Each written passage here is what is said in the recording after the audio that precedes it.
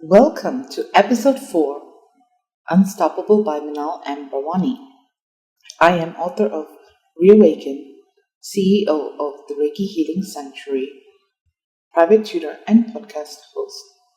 The aim of my podcast is to help people achieve their personal and professional goals. In today's episode, I would like to introduce you to my next guest.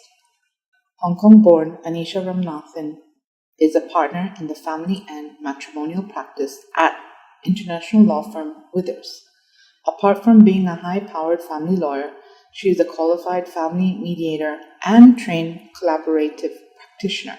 She is also a mother of 3 young children, Samaya, aged 8, Ayan, aged 6, and Kian, who is almost 4 years old. She hopes to teach her children that empathy is the foundation of compassion and for them to learn to treat those around them with kindness. Welcome to the show, Anisha. What made you become a divorce lawyer? So I always knew that I wanted to practice and study law. From my younger years, I was always interested in crime novels, John Grisham books, and I was just fascinated about the law. It was only until I actually finished my legal studies and I was practicing in a law firm that I realized that it was family law that was definitely something I wanted to pursue for the long term for my career. And after handling a number of family cases, I definitely have found my passion. A main reason I'm so passionate about my job is that I find myself helping people through challenging times. That's great. As divorce can be one of the most challenging and emotional periods in a person's life, you're sort of hand holding them to guiding them towards a new chapter. Yes. And I enjoy the process of supporting and guiding them. And it's both males and females through this difficult process.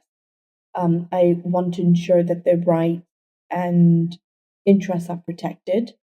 And more so, I find cases where children are involved. I want to be that advocate to ensure that the best interests of the child are met. It's fantastic that you knew what you wanted to do at a younger age. And I love how you said the interests of the child are met because so often they carry so much emotion and they go through it personally and they also have feelings and that can be very traumatic for them. So that is great that you care for them as well. Yes, definitely. So, Minal, maybe I can ask you, what does empathy mean to you? Thank you for that question. I love the word empathy. To me, it means someone who has that space to hold for someone else, to understand what they're going through without judgment. It is okay to ask some simple questions, but tell them first, I might ask you some questions for learning. So, empathy is holding that space and compassion for them to be themselves and to freely speak about who they are. Well, I really like that. Thank you.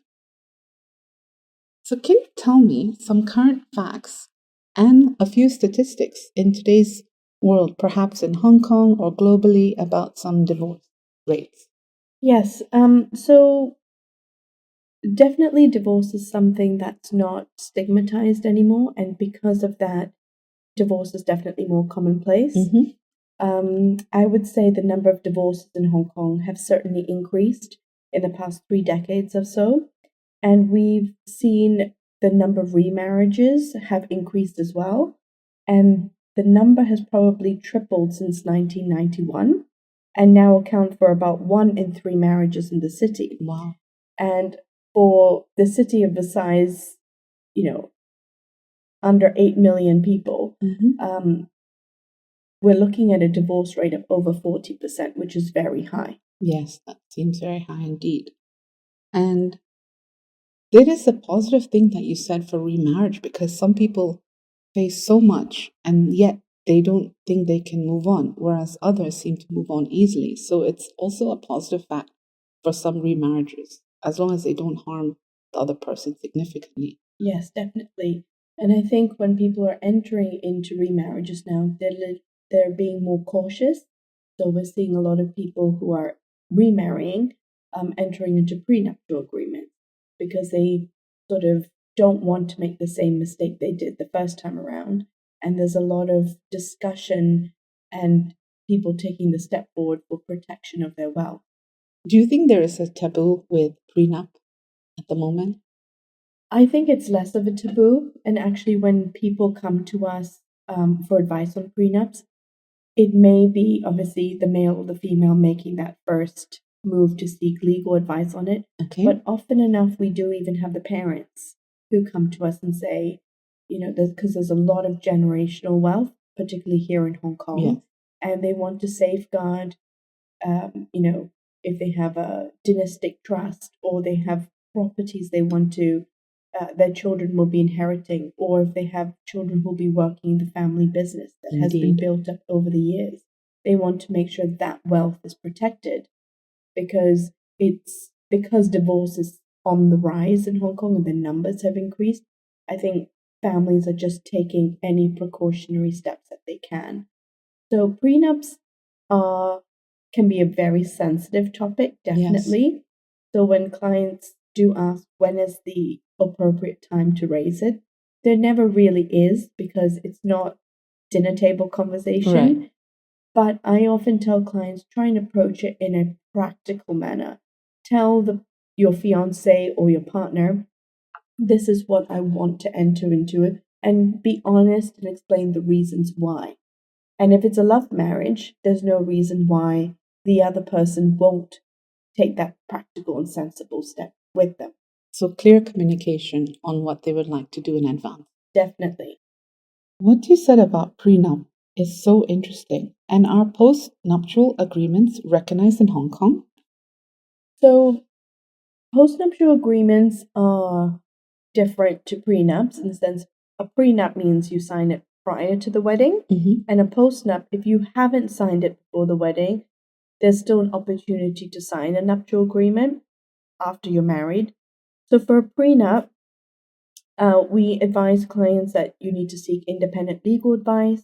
They need to be signed at least 1 month before the wedding, because you want to avoid the other party claiming duress or undue influence, or that they forced you to signing before the wedding. And for a postnup, actually, we've been doing a lot more postnups than before, and especially since COVID. So I'd say in the last 2 to 3 years in Hong Kong, the number of postnuptial inquiries have increased.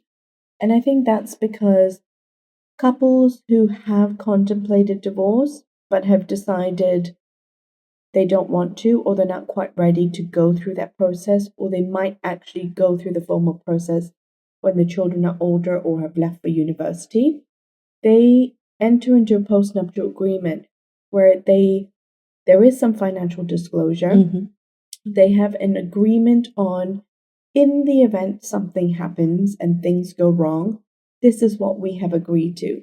You keep the matrimonial home, the premarital assets are excluded, any inheritance that we both receive is not going to be shared. So the postnuptial will set out the agreement. So let's say in the event a couple decides in a year's time, after signing the postnuptial agreement, they decide they want to divorce, not working out anymore, they would refer to the agreed terms in the postnup and use that as the basis for the financial agreement in the divorce process. So I say to clients, it's like having an insurance policy. Yeah. It's better to have one than not to have one. And Hong Kong follows common law with the UK, where nuptial agreements are enforceable there. Whereas in Hong Kong, whilst we don't have any cases that say they're exclusively binding, we have a Hong Kong case that follows a decision in the UK, which says that if the contract has been entered into properly, it's been signed in good time before the wedding, both parties have received independent legal advice, and the document is fair on its face, which means that when they separate, one party will not be significantly better off than the other financially, then there's no reason why the court will not give weight to it. So at present, we have not had any successful cases in Hong Kong where the court has set aside a prenup because the terms of it were unfair. Okay. So it sounds like it can be complicated, but it can be just for both parties. Yes, That is exactly. great. And can you tell me, what is the purpose of divorce versus staying together for the sake of the kids or pets or both? That's a good question. I mean, every family unit is different, and often I'll have a client who, more often than not, a female client who say, "What should I do?" And I often say, I cannot answer that question. It's something you need to decide for yourself. Mm-hmm. Of course, staying together can provide children with stability and security as they maintain their familiar routines and their relationship. However, if a couple is unhappy and the marriage is unhealthy, that would lead to instability and unhappiness at home. So, an unhealthy or unhappy marriage can certainly have adverse impact. It could have an adverse impact on children's emotional well-being, on how they perform at school, on how they behave socially.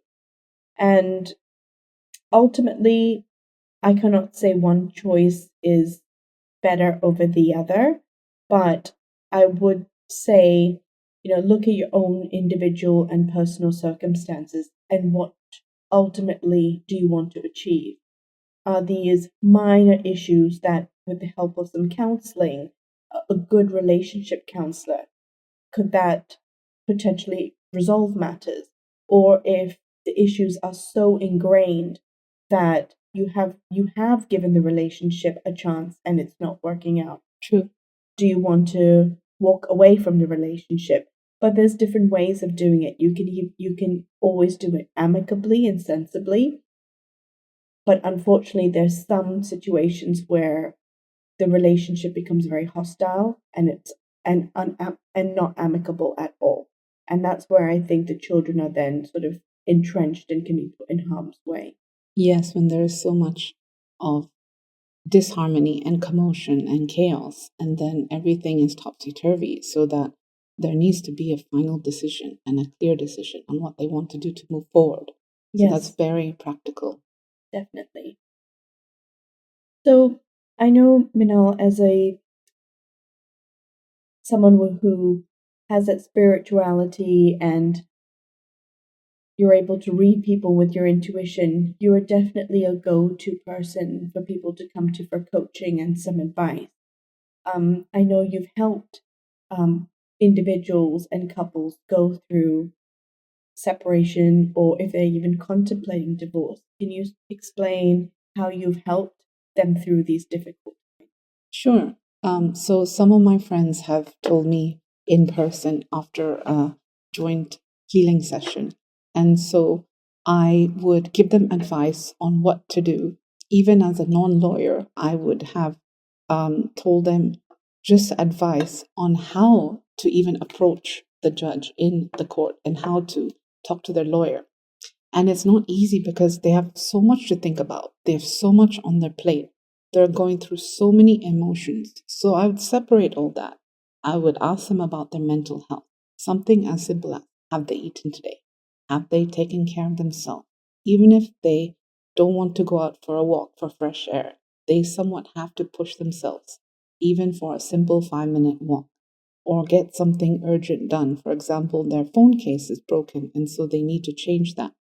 I would work on the mindset, the emotions, and their step by step approach to it. Because for some, they have never, of course, they've never been through this experience before.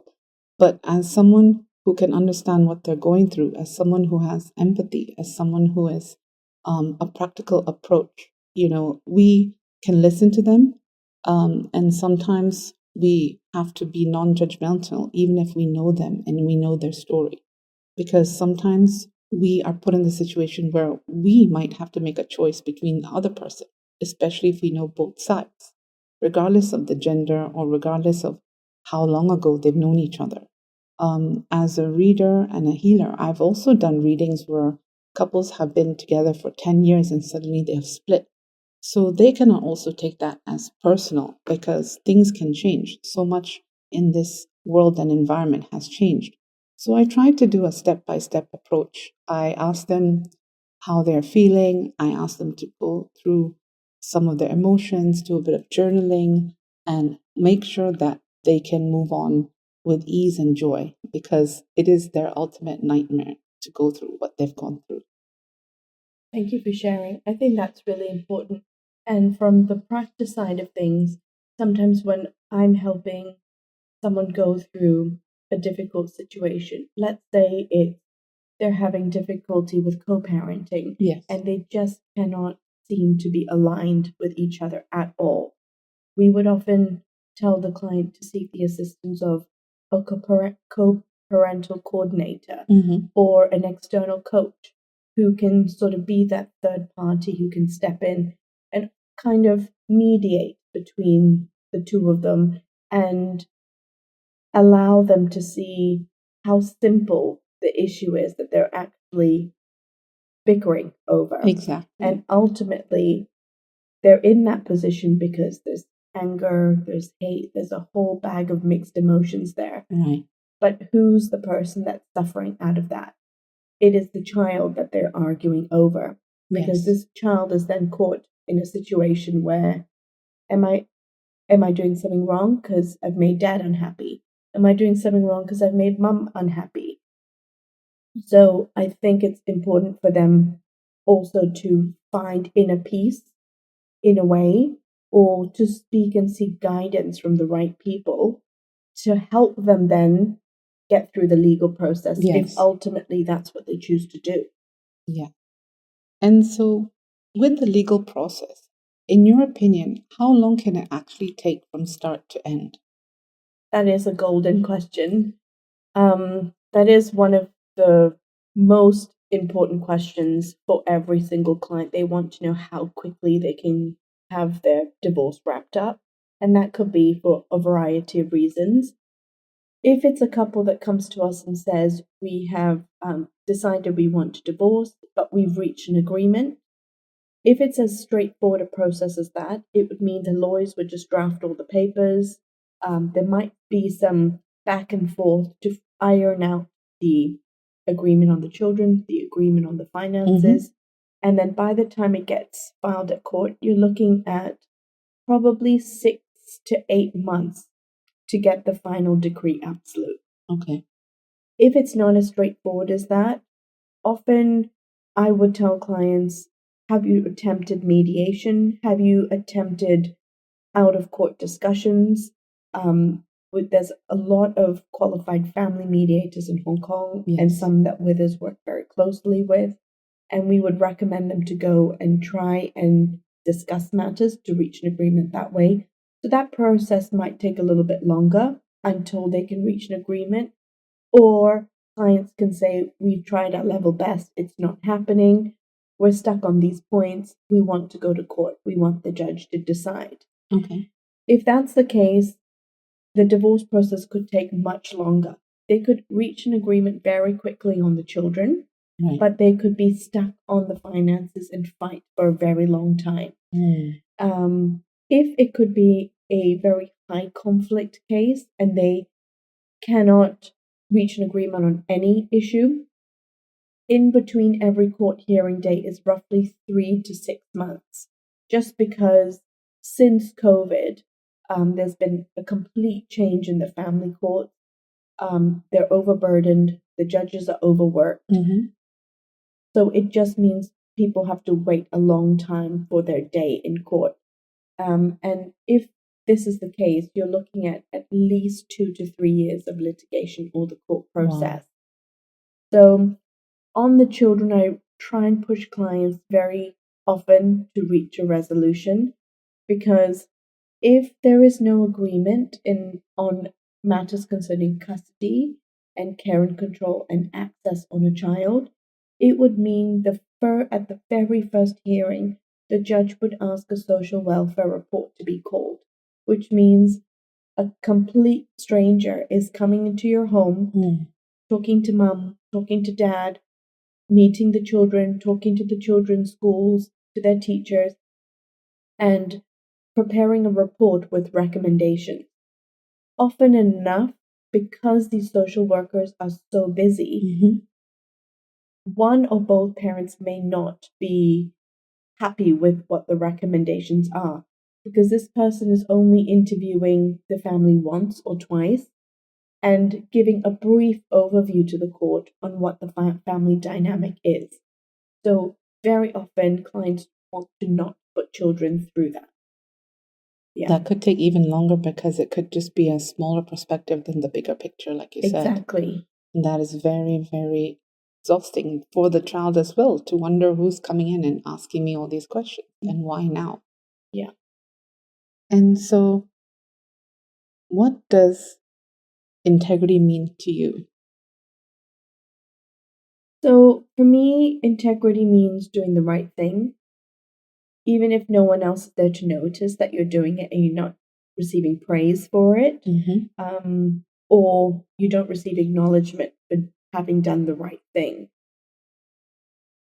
Also, it means standing up for what's right and abiding by your own principles. For me, that's honesty, being fair, and to ensure that you're accountable for your own actions. So that's what integrity means to me. Very wise word. So perhaps I can ask you, Minal, how did you start your own personal healing journey? Thank you for that question. So, as I was turning 18, my parents decided to get a divorce, and my biological brother was abroad. And so, during that time, it was very challenging. I was finishing year 13, as they say, in Hong Kong GCSEs. I wanted to go abroad to study hotel management. And so, during that time, my mom said on a Saturday, I didn't have much homework. So we went to do some Reiki healing with the master. And I had an amazing experience. I learned that I was very audiovisual. So I had an amazing epiphany that weekend. And it helped me to reduce some stress. It helped me to understand a few things. And as a so-called child of divorce, in Hong Kong, we are legal when we turn 18. But I did still have to choose which parent I was living with because I knew I would do my internship after university in hotel management. After 6 months, you have to come back and choose a hotel. So I decided to stay in Hong Kong to work on that. And so with my healing journey, I continued to do Reiki healing. And from university, after hotel management, I knew something wasn't working out. After about 1.5 years, I kept getting injured. And I knew this was a sign that I cannot carry on. Physically, I was very fit, but somehow the other, I used to work in a restaurant, pretty much doing everything. Manager's duty, supervisor's duty, assistant's duty. And so I knew I had to take a pause, and I knew that I needed to help other people help themselves. I've always had intuition at a young age, and this time my purpose was to help other people help themselves. So that was one of my healing journeys to start with back then. And so it has been 11 years of helping people, guiding them, helping help themselves. And not everyone is stuck in this life. It is more like how they can have a balance and they already know what to do. For example, they wanted to start a business, but maybe they don't know how. Maybe it's motivating them to start no matter what. Maybe they just needed someone to already acknowledge their feelings and thoughts and to guide them. So that is why I wanted to help other people help themselves. Even though my sessions are half an hour to an hour, I give them that time because they needed it. And in fact, there was a funny thing that happened. So sometimes I meet clients in Starbucks because they feel safe that it's outdoor. They feel that, it's their safe space. And even though it may be public, we had a client where another lady sat next to us. And the client was a bit unhappy that suddenly the lady sat next to us because she might overhear. However, I knew that the lady who sat next to me apologized to us and said, you know what? I sat next to you ladies because I loved your energy. I loved your aura. So sometimes that is a blessing in disguise because we need to be there for other people. As we mentioned, empathy. And so with that, I am there for the client to help follow up. And everybody has their own life purpose. And so it is us who can guide them and help them help themselves. I love that. Thanks, Minal. So tell me, what interesting events are you hosting lately? So funny you asked that. On the 15th of May was International Families Day. Okay. And so, in celebration of that, we're hosting an event at Withers on the 22nd of May called Uniting Unique Minds. So, this event is going to focus on SENS, special educational needs. So, we have an amazing panelist, three panelists who will be coming to speak from the medical perspective, from the educational perspective, and also someone who's a chief parent advocate and will also speak from a personal perspective. And the purpose of the event is just to discuss how, with the right support from caregivers and professionals, children with special educational needs can be supported. And this is looking at behavioral perspective, when there's effective communication, and looking at the legal perspective, as well as what access to resources are available, both emotionally and physically, for these families at school and within the community. Oh, that's lovely. I shall be there. Thank you. Thank you. You're welcome. And thank you for being on my show today. Thank you so much for having me. I really enjoyed our chat. Thank you. I hope to see you soon.